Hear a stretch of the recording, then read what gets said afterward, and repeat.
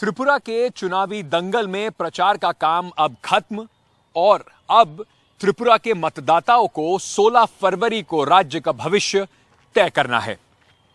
एक तरफ सत्तारूढ़ बीजेपी के लिए सबसे बड़ी चुनौती 2018 की बढ़त को और आगे ले जाने की है, वहीं पारंपरिक प्रतिद्वंदी कांग्रेस और लेफ्ट के साथ आने से और आदिवासी इलाकों में त्रिपुरा मोठा के प्रभाव से बीजेपी का यह काम आसान नहीं होगा।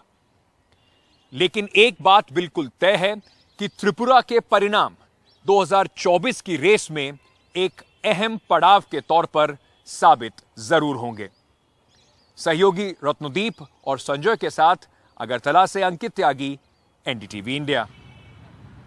मेरे सहयोगी रत्नदीप इस वक्त हमारे साथ जुड़ रहे हैं, लगातार इस चुनाव की कैंपेन को बारीकी से कवर कर रहे हैं। रत्नदीप, हमने काफी दिनों से ये कैंपेन पूरा देखा, आज चुनाव प्रचार खत्म, आप सीधा सवाल आपसे पूछ रहा हूं, किसको एज देते हैं अभी की लड़ाई में? देखिए, जैसे कैंपेन हुआ है उस कैंपेन में कैंपेन की जो मोमेंटम है वो मोमेंटम जरूर बीजेपी ने बिल्डअप किया है। जिस तरह से प्रधानमंत्री मोदी ने 3 रैली की, अमित शाह, जेपी नड्डा, जितने भी टॉप बीजेपी लीडर्स थे उन्होंने बार बार त्रिपुरा का दौरा किया।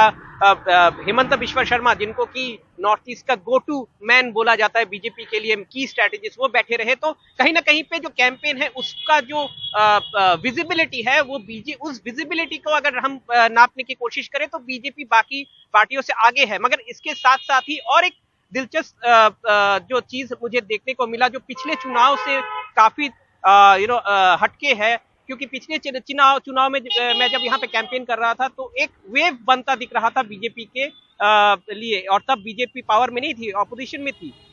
मगर इस बार मुझे कोई किसी पार्टी की तरफ कोई वेव नहीं दिख रहा है। बीजेपी का कैंपेन अच्छा है बट बिल्कुल वोटर्स भी बहुत साइलेंट है। तो ये जो साइलेंट वोटर है ये किस तरफ वोट करेगा, ये बहुत बड़े फैक्टर है। मगर अगर ट्राइबल एरियाज की बात करें तो वहां पे एक वेव जैसा दिख रहा है त्रिपुरा मोथा के लिए, मगर त्रिपुरा मोथा का वेव क्या वोट में तब्दील होगा, ये बड़ा प्रश्न है। और इससे भी सबसे बड़ा प्रश्न जो इक्वेशन है कि देखिए, जो लेफ्ट है वो एक कार्डर बेस्ड पार्टी है, तो कहीं ना कहीं पे उसका जो कोर वोट बैंक है 42% वोट पिछले बार भी उन्हें मिला था, परसेंटेज में डिफरेंस नहीं है ज्यादा। तो वो लेफ्ट अपने आप को रिटेन करने के साथ साथ जो कांग्रेस से वोट चला गया था वो कितना वापस आता है, वो एक बड़ी फैक्टर रहेगी। तो कहीं ना कहीं पे ये दिलचस्प इलेक्शन होने वाला है, बहुत कांटे कांटे की लड़ाई हो सकती है। ठीक है, ये बात बिल्कुल तय है कि इतना आसान किसी के लिए भी नहीं होगा और सब ये बात मान रहे हैं कि इस बार जो टक्कर है वो कांटे की टक्कर है। बहुत सारे फैक्टर्स कुछ रतनदीप ने भी आपको बताए जो तय करेंगे कि इस बार जीत किसकी होती है।